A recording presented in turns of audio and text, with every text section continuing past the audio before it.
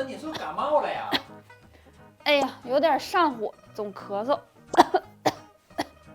马上啊要到冬天了，这天呀也是越来越冷了，很多人呢都出现了咳嗽呀、痰多呀、上火的情况。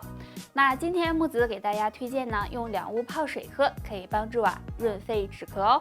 那就是冬麦和黄芪了。冬麦中呀含有大量的粗纤维和木质素，能通便化痰、润肺清息、滋阴泻火。黄芪呢则能补气养血，把它俩呀放在一起泡水喝，有很好的润肺止咳、化痰的作用，而且呢还能够美容养颜哦。那现在呀是秋天了，天气呢也比较干燥，所以很容易出现咳嗽的情况，大家不妨试试这样泡水喝吧。不过呢，不建议过量和长期服用哦。得了，就唠到这儿吧，大家还有什么问题可以